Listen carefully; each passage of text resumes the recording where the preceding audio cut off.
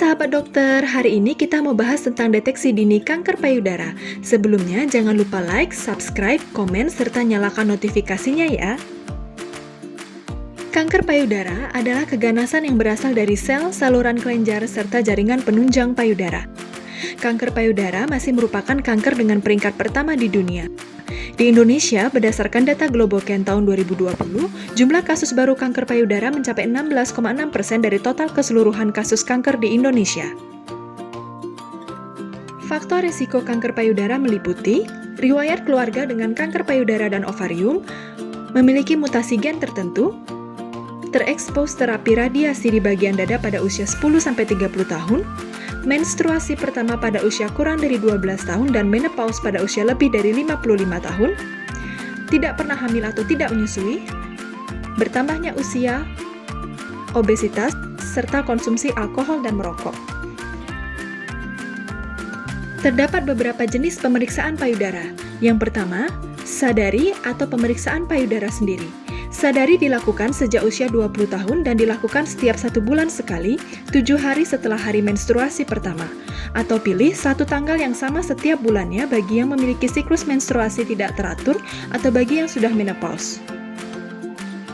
Yang kedua, sadanis. Sadanis atau pemeriksaan payudara klinis adalah pemeriksaan yang dilakukan oleh tenaga kesehatan terlatih. Dilakukan setiap 1-3 tahun sekali untuk perempuan berusia 25 hingga 39 tahun dan 1 tahun sekali untuk yang berusia 40 tahun ke atas. Yang ketiga, USG dan mamografi. Untuk wanita berusia di bawah 40 tahun, digunakan USG payudara. Untuk wanita berusia di atas 40 tahun, digunakan mamografi. Mamografi dilakukan setiap 1 tahun sekali dan menjadi tiap 2 tahun sekali pada usia 55 tahun ke atas. Screening bisa dilanjutkan hingga usia 75 tahun atau lebih jika angka harapan hidup orang tersebut panjang. Nah, sekarang dokter mau bahas lebih dalam tentang sadari ya. Sadari dapat dilakukan setelah mandi atau sebelum tidur. Langkah pertama adalah inspeksi atau pengamatan. Berdirilah di depan kaca, lakukan inspeksi dalam 4 posisi, yaitu taruh kedua tangan di sisi tubuh, kemudian tangan diangkat di atas kepala, kemudian tangan berkacak pinggang, dan posisi menunduk dengan kedua tangan berpegang pada kursi sehingga kedua payudara menggantung.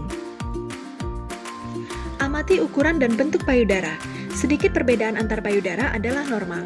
Amati apakah ada benjolan, kemerahan, kulit yang menebal disertai pori-pori yang terlihat jelas atau seperti kulit jeruk, dan juga kulit yang cekung, berlesung, atau dimpling. Amati pula bagian puting, apakah ada kemerahan, luka, cairan yang keluar, atau puting yang tertarik ke salah satu sisi. Langkah kedua, perabaan. Perabaan bisa dilakukan dengan posisi berdiri dan tidur. Gunakan ujung jari telunjuk, tengah, dan manis untuk melakukan perabaan. Tekanlah jaringan payudara dengan kuat pada tulang rusuk setiap kali melakukan perabaan. Saat memeriksa payudara kanan, angkatlah lengan kanan ke atas kepala dan gunakan tangan kiri untuk meraba payudara kanan. Begitupun sebaliknya. Jika posisi tidur, taruhlah bantal di bawah bahu pada sisi payudara yang akan diperiksa. Hal ini akan mempermudah perabaan karena jaringan payudara akan tersebar merata. Perabaan dapat dilakukan dengan pola sirkuler, yaitu dengan gerakan melingkar dari luar ke dalam. Atau dengan pola vertikal, yaitu dari arah atas ke bawah, dimulai dari bawah ketiak hingga ke tulang dada. Yang dicari pada perabaan adalah adanya nyeri dan massa atau benjolan. Rabalah pula ekor payudara, yaitu bagian payudara dekat ketiak.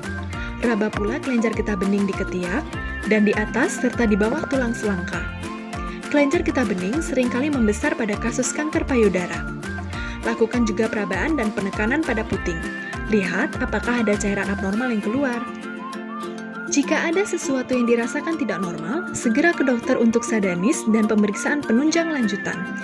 Sekian fakta dokter hari ini tentang deteksi dini kanker payudara. Sampai jumpa.